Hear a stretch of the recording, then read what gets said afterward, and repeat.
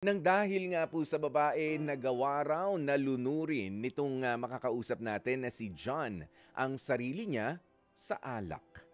At ayon nga po kay John, lahat na raw ng klase ng beer, ng inumin na nakakalasing at lahat na rin ng mga beer house halos ay napasok niya na. Ang matindi pa, eto lang. Nagawa rin daw niyang tumikim ng ipinagbabawal na gamot.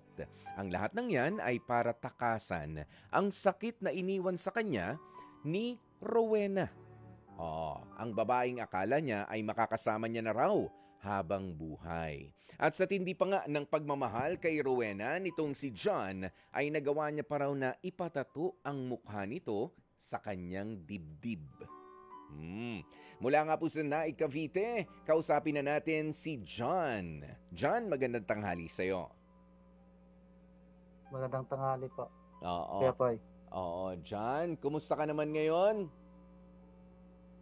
Okay naman po. Talagang parang tumingin ka pa muna sa paligid mo para sabihin na okay ka lang. So, yung totoo, ano talaga yung nararamdaman mo ngayon, pare? Hirap. Para naiiyak ka na agad. Di pa tayo nag-uumpisa na magkwentuhan. Ayun nga, Hmm. ah, nasira ko yung buhay ko dahil sa babae. Mm.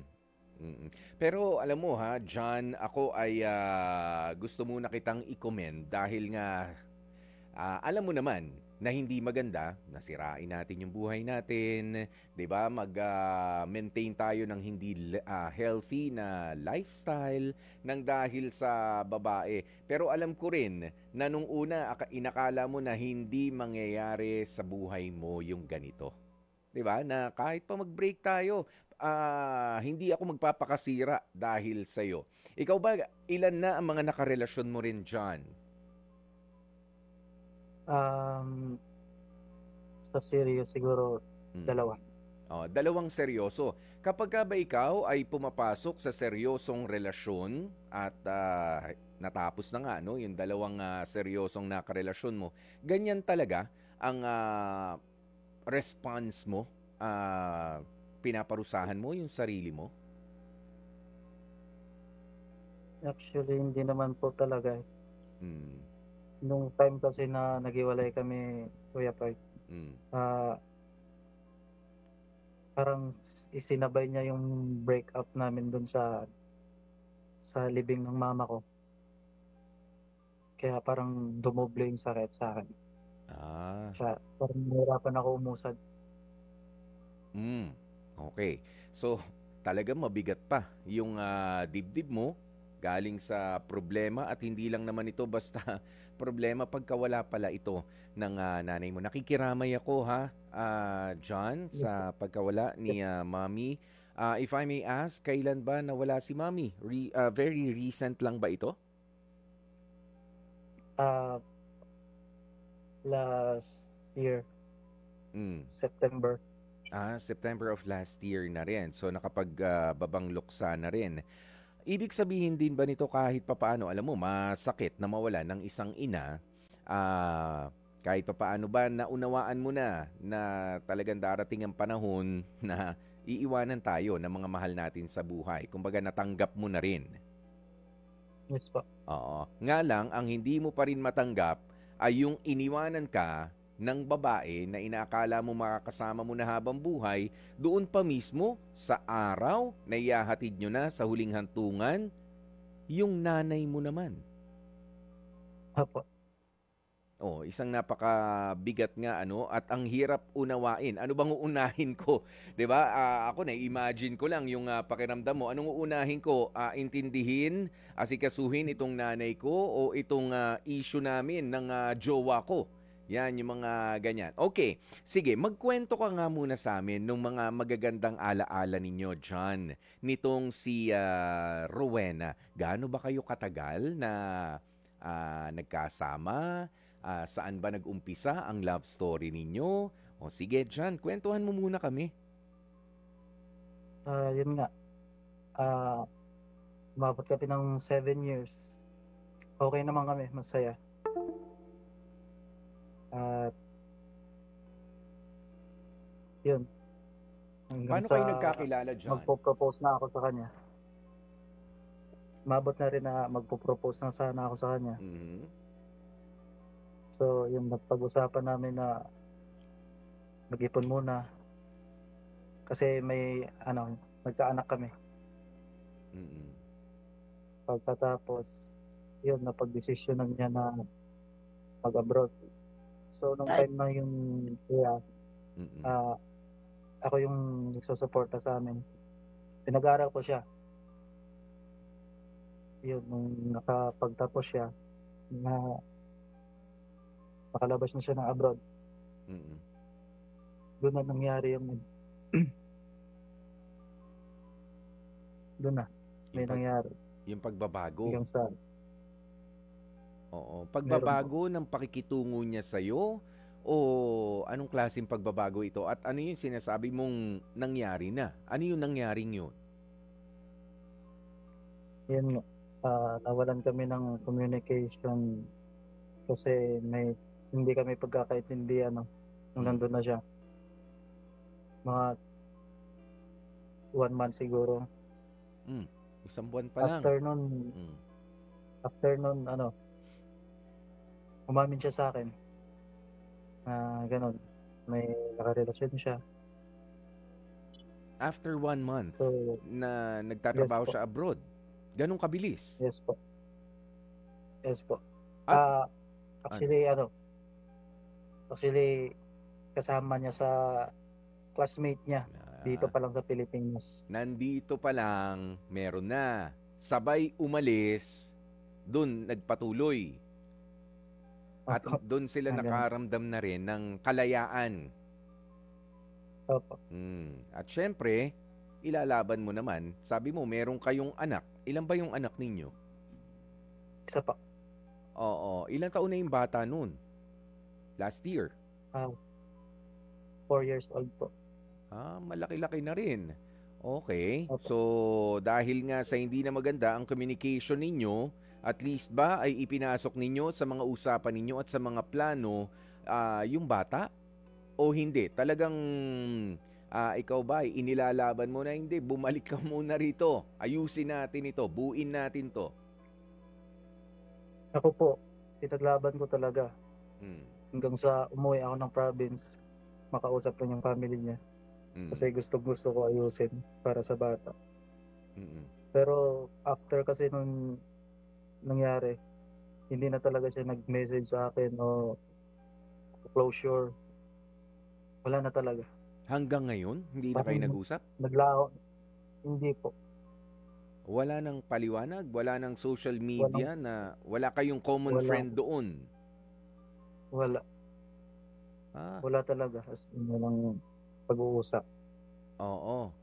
Okay. At nangyari ang lahat ng ito pagkatapos mo siyang tulungan na makapagtapos sa pag-aaral ah, Opo, at makapangibang bansa kahit yung ano tawag mo rito, yung mga gastusin ano para makapangibang bansa.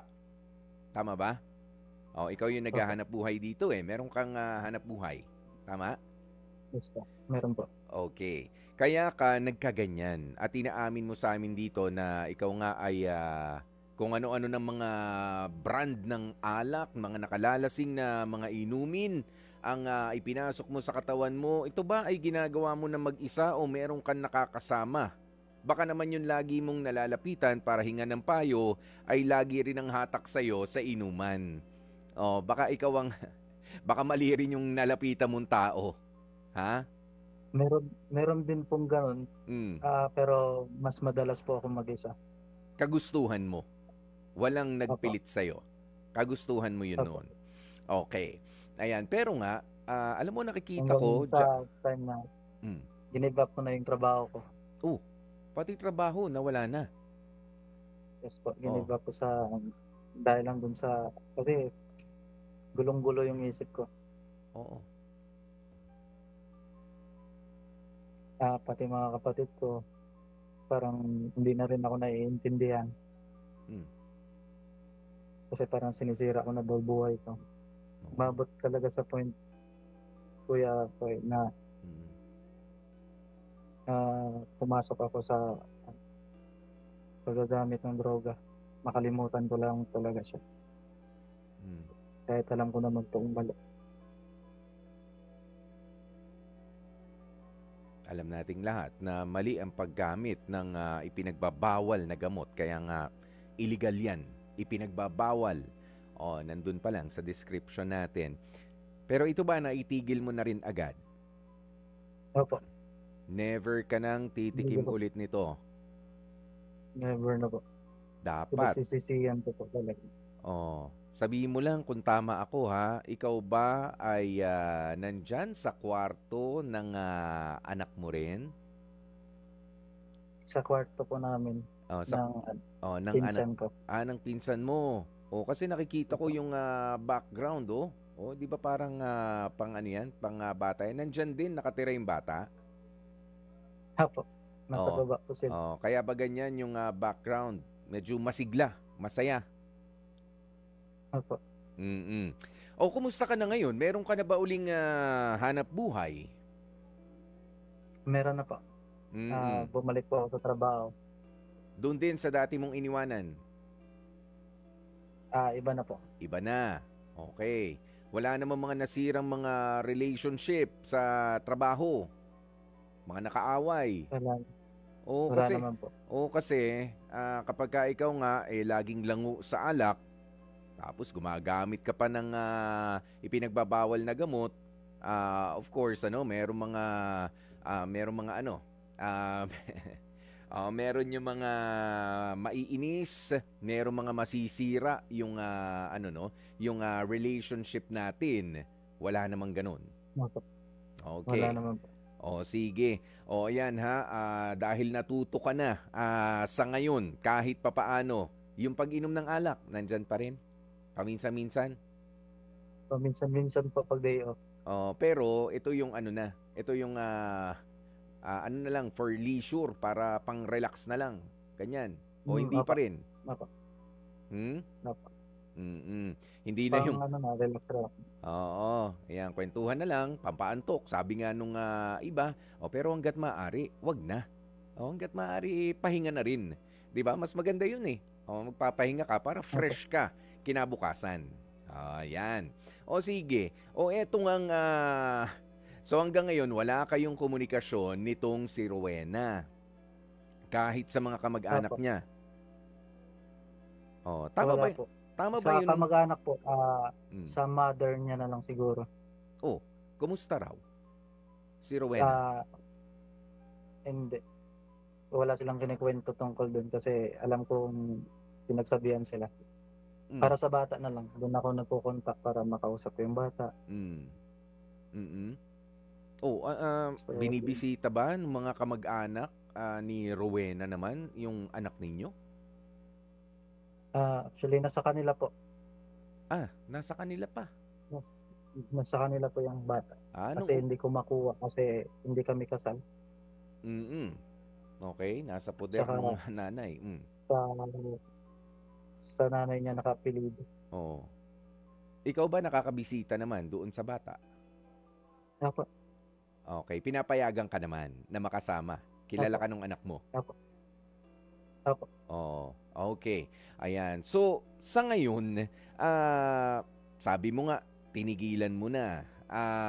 Naging mabigat. Pero nakikita ko nga sa itsura mo, na medyo parang ngumingiti ka naman eh. John, nakikita ko. Ngumingiti ka, pero ito yung ngiti na kilala mo naman yung sarili mo, no? Kapag kangiti talaga na totoong masaya, at yung ngiti na kailangan lang kasing ngumiti. Pero may bigat pa talaga ng katawan, ng damdamin. Ikaw ba sa ngayon ay anong ginagawa mo? Nakikipagkaibigan ka na ba sa, well, not necessarily nakikipagrelasyon, nagbubuo ka ba ng panibagong mga pakikipagkaibigan sa ibang mga tao? Binukas mo ba ang sarili mo sa mundo para kausapin ka rin? Sinubukan ko po Mm. na kumilala ng bago pero wala. Nasasaktan ko sila. Kasi hindi ko maiwasan na mag-compare Mm. dun sa dati kong ex ko. kanila. Mm. Kay Rowena. Pero actually yung totoo nung Kuya Pai, Mm. yung pagpapa-cover up ko nung tattoo ko. Mm. Dahil dahil din sa isang babae na ayokong, alam mo yung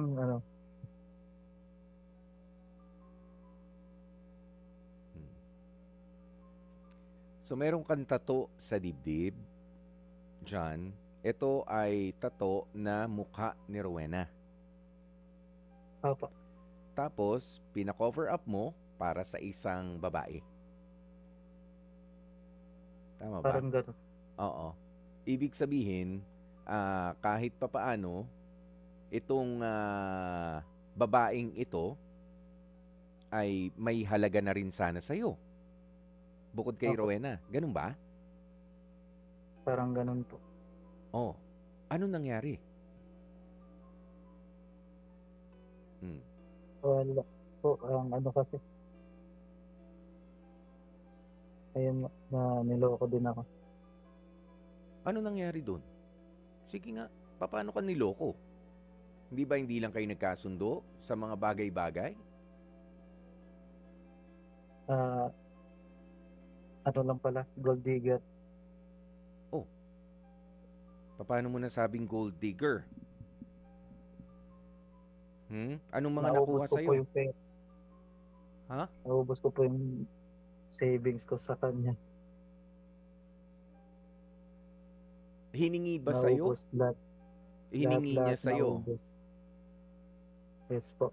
Oo, hindi yun yung dahil gusto mong ibigay yung ng unti-unti. Pati lupa po nila binayaran ko. Uy, ganun? So mga magkano yan? Ang pinag-uusapan natin dito. Siguro nasa 200 na rin siguro megit.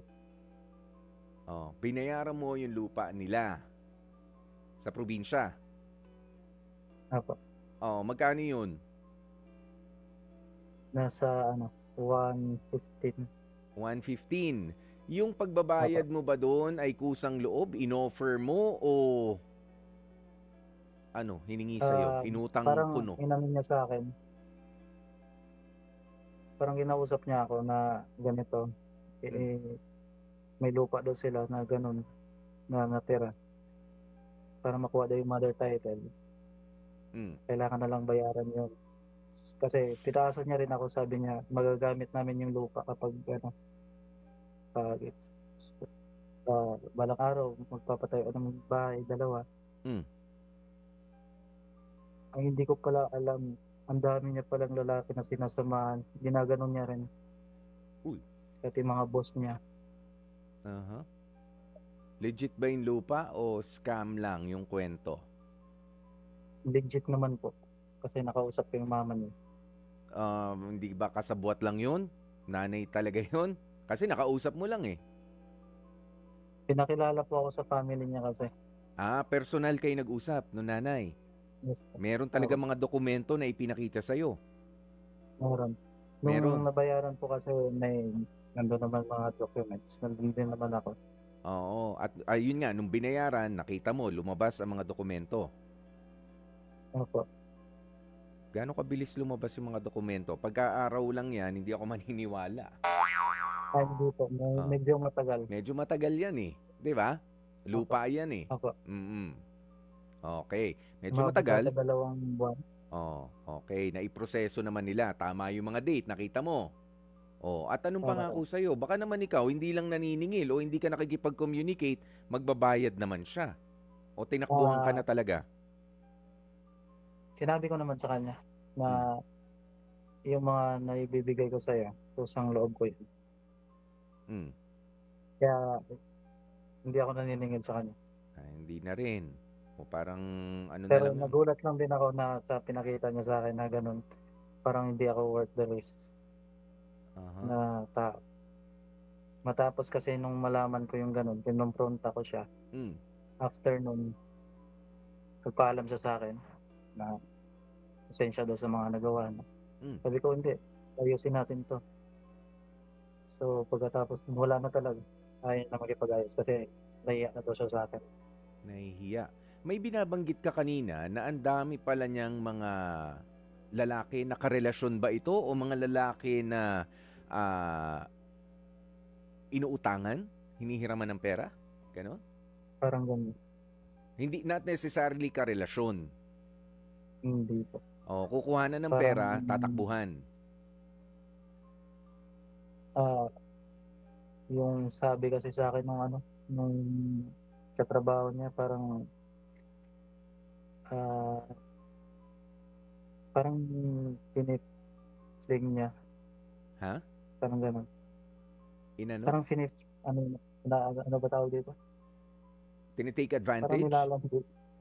nilalandi niya, Oh, parang karinyo. gano'n, Kakarinyuhin muna. Oh, tapos parang kapag gano'n. ka nakuha na yung loob, not necessarily may mga pangyayari sa kama, yun nga, nabola-bola. 'Di ba? Yes, Nabola. gano'n po. O tapos, pagka nakakuha ng pera, dumidistansya na. Ganun ba? Mm. Gano'n, Sa ngayon ba, alam gano'n mo pa talaga kung yung naano sa'min. yun ang style niya. Oh. Anong balita mo? Yung bang mga kwentong yun, hindi kaya kaaway niya kasi sa opisina, yung nakausap mo. Hindi po kasi Mm. lahat sila pumunta dito sa amin, Oo. yung mga katrabaho niya. Nung okay pa Kasi kayo. nga daw Oh. sabi nila na naaawa daw sila sa'kin, Ah. kaya yun nagsabi. Tapos may kasamahan sila sa work na close friend ko na kumpare ko, Mm. nag-away sila, inaway nila kasi sobra na daw yung ginagawa. Mm. Parang Sobrang ginagawa pinagtanggol nino. parang gano'n, parang pinagtanggol nila ako. Ikaw. Opo, parang Oo. gano'n, Pero, sabi mo, hayaan mo na yun. Wala na lang yun. Ganun na lang. gano'n lang. Sabi ko, ayos na yun, at least, natulungan ko siya, Mm. nabigay ko yung gusto niya. Oo. Pero ikaw ba ngayon dyan ay naibibigay mo naman yung mga pangangailangan nung anak mo? Opo, Oo. Naibibigay mo yan religiously. opo, Ha? yes po, Hindi yes mo po, na napapabayaan ang paghahanap buhay mo ngayon. hindi po, Oo. Unti-unti ka na rin nakakapagpundar ulit ng mga sarili mong gamit at nakakapag-ipon. opo. Mm. Bumabalik na po sa dati. Bumabalik na doon sa dati at nakikita ko nga rin sa itsura mo parang ano na kung alam mo kasi kapag ka ang tao ay madalas na nagiinom, 'di ba? Madalas na puyat, medyo maputla 'yan eh. Medyo maputla, 'di ba? Ngayon nagkakulay na ulit yung mukha mo and you keep it that way, John. 'Di ba? Hindi lang yung itsura mo kundi yung state of mind mo. Ha? Oo. Ikaw ba, kapag, alam mo, sabi mo kanina, napapa-shot pa rin ako, Kuya Poy, kapag day off ko. Ikaw ba ay may panahon para makapagdasal o Ah, nakakalimutan din natin? Actually last Sunday po nagsimba ako. Ito ba yung Ako lang simba mag-isa. dahil magsisimba lang, kakain, uwi na ulit, iinom pa nga pagkatapos? Hindi po. It, Binitaw, parang nagsimba ako para binitaw ko na lahat, binigay ko lahat sa mm, Panginoon. oo. Sabi ko, Lord, Mm, ikaw na bahala. Bibigay ko na 'to sa'yo. mm, mm. Dahil nga hindi mo na maintindihan kung ano yung mga sunod-sunod na mga nangyari sa'yo, alam mo tama yan, isurrender mo sa Kanya. Oo, hindi ka susurrender sa mga tao, susurrender ka sa Panginoon. Hindi ka susurrender sa laban, pero hahanap ka ng kakampi na siguradong mas malakas kesa sa'yo. 'Di ba? Ganun naman dapat ang Opo, ano sa atin, ano, ang mga paalaala, lalo na isipin mo na lang kapag ka hindi mo inalagaan yung sarili mo at nagtuloy-tuloy ka nga doon sa pagkalango mo palagi ano sa alak o sa iba pang bisyo, papaano na lang yung anak mo diyan? Naaasa sa iyo, 'di ba? Ay ngayon nga napatunayan mo na Kayang-kaya ng nanay niya na putulin ang komunikasyon sa'yo ng ganun na lang at hayaang masira yung pamilya sanang pinaplano ninyo. Ikaw pa ba ang magpapakasira ngayon? 'Di ba? O wala na lang sumbatan, pero alagaan mo kung sino ka, alagaan mo yung katawan mo dahil may ibang katawan ka bang magagamit kundi ang katawan na yan, John? Ha? Wala na po. Kung Ito na pwede lang. lang ano. Last. Oo, kung pwede lang Oo, kapag ka nga nananakit yung mga balikat natin, kung may piyesa lang sana sa Banawi. Kapag ka bibili ka, di ba? May parang piyesa lang ng motor, ng sasakyan, magpapapalit na tayo. Masakit ako masakit balikat ko Pero wala ito lang talaga yung katawan natin. Kailangan nating pangalagaan yan. Minsan, hindi na lamang para sa ating mga sarili. Lalong-lalo na kapag ka meron na ring buhay na nakaasa, nakasandal sa atin. Katulad ng ating anak na walang kamuang-muang. Pero siya pa rin naman ay resulta ng ating pagmamahalan kasama yung isa niya pang magulang. Kahit pa hindi maganda ang nangyari sa inyo. Alam mo, sa pagkakataong ito, may nakikinig sa atin, mula pa kanina, itong si Rachel ng Quezon City. Meron siyang reaksyon o baka maipapayo rin sa'yo. Maganda na mapakinggan natin. Alam mo naman tayo dito sa programa nating Heart to Heart. Tulungan tayo bilang mga magkakapatid, John. Kaya naman, Rachel, magandang tanghali sa'yo. Good afternoon po. Rachel, ano ba masasabi mo dito sa kwentong ibinahagi sa atin ngayon ni John? Advice ko lang po is mag-focus na lang siya sa anak niya. Huwag niyang pabayaan yung sarili niya na malugmok.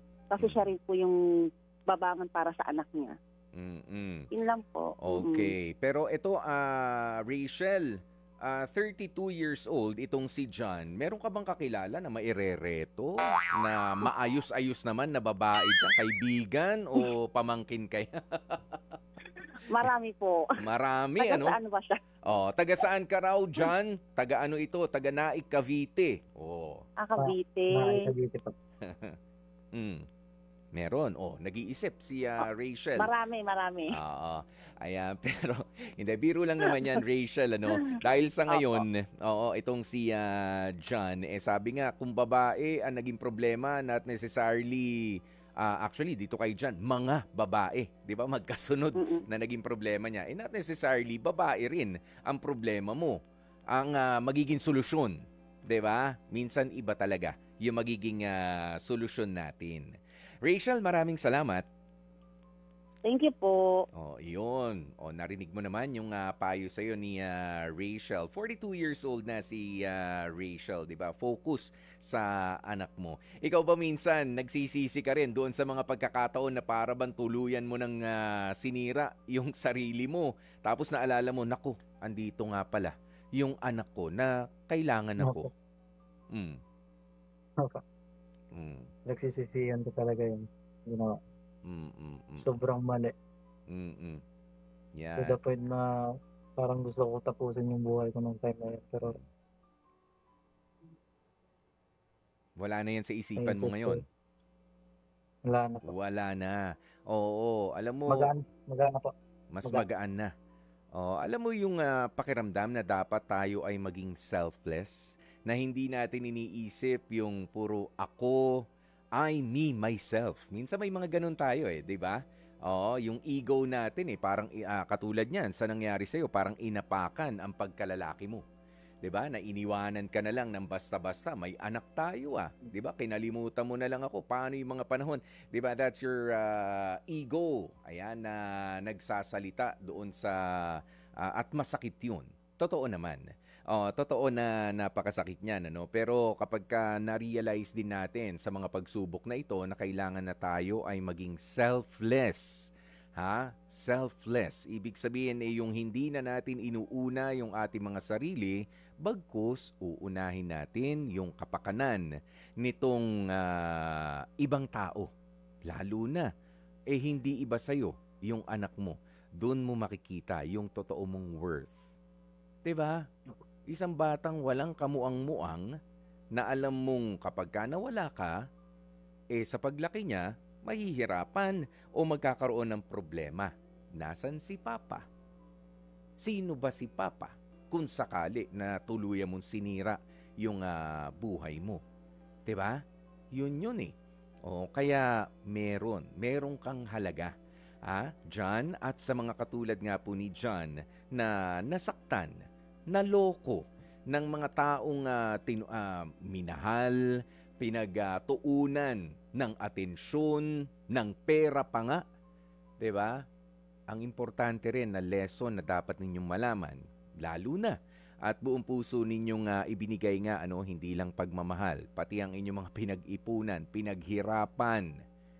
Kayo yung nagmahal, kayo yung nagtiwala ng tapat. Kayo yung niloko. Bakit sa huli, ikaw yung talo? Huwag kang papayag. 'Di ba? Dapat ang mapanagot yung mga nanloko. Bakit tayo Dapat. ang matatalo, yung mga nagpakatotoo? Tama? Yun. Tama po. Kaya yun ang babalik-balikan mong thought dyan, Dahil alam ko, paminsan-minsan, may bubulong sa'yo dyan, di ba? Iimpluwensyahan ka na naman na, hindi, magpakalungkot ka ulit. O, ang pinakamagandang regalo mo, simulan mo na ngayong Paskong ito, Ang bigyan naman ng kasiyahan yung sarili mo. At isa nga dyan yung dahilan na pagtutok at pagbibigay ng pagmamahal doon sa anak mo. Alam mo, yung pakikipagrelasyon, siguro wag na muna. Pag-igihin muna yung trabaho.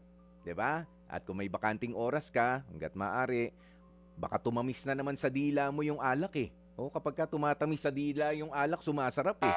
O tama na muna. John? 'Di ba? Maghanap ka ng iba pang Yes, pa. magagawa. Baka ibang pagkakakitaan o ibang activities na makakatulong din sa ibang mga tao. 'Di ba? Mas maganda 'yon. Opo. Para talagang makita mo, may purpose ako. May silbi ako. Hindi lang sa anak ko, pati ngayon sa ibang tao. Kahit pa nga ako ay niloko. 'Di ba? Ganoon. So ito, bibigyan ka namin ng pagkakataon naman na mailabas ang saloobin mo. Lalong-lalo na dito sa kinasama mo noon sa ina ng iyong anak na si Rowena. Ito na ang pagkakataon mo para dito sa ating programang Heart to Heart. Go, John!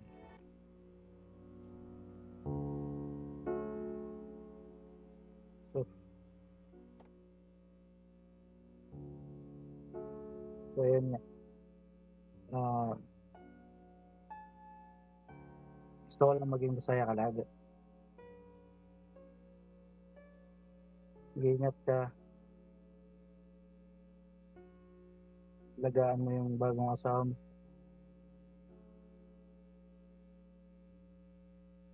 Tandaan mo, mahal na mahal ka rin kita hanggang ngayon.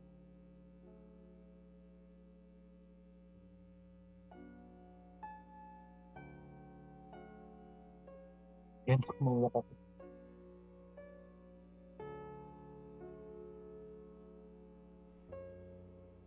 John, alam mo, para mabawas-bawasan din yung bigat ng nararamdaman mo talaga, dito kay Rowena, hingan din kita ng mensahe para sa inyong anak na bunga naman ng inyong pagmamahalan na tunay ni Rowena noon.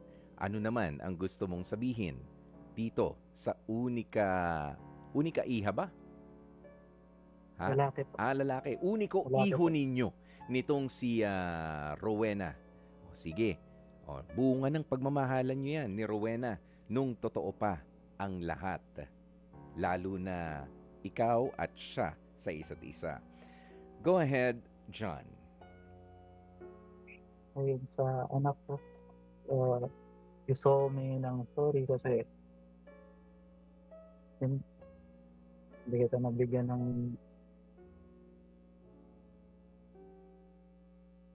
kita isama ng mama at saka ikaw, tayo tatlo na dating pangarap natin. Pero pangako hindi kita pagkabayaan.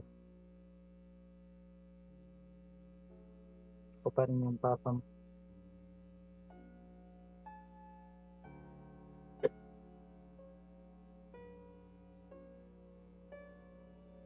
Mahal na miss kita. Sure.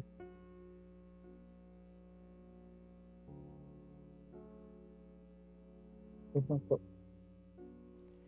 Maraming salamat sa iyo dyan. At katulad nga ng pinaalala ko sa iyo kanina, kapag ka may mga bakanting oras ka, it's okay na ikaw ay umiyak. Pero dapat sa bawat pag-iyak na yan, ay bit-bit na rin ang bigat sa iyong pakiramdam, no? At sa bawat bakanting oras din, dapat maisip mo yung pinakamalakas na kakampi natin. Magdasal ka, humingi ka ng tulong sa Panginoon dyan. Maraming salamat sa pagbabahagi ng iyong kwento dito sa ating programang Heart to Heart.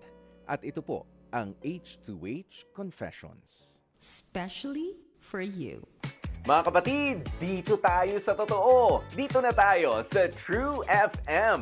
Mag-subscribe at mag-follow na sa social media accounts at True Network PH sa FB, Instagram, X na dating Twitter, YouTube, TikTok, and podcasts.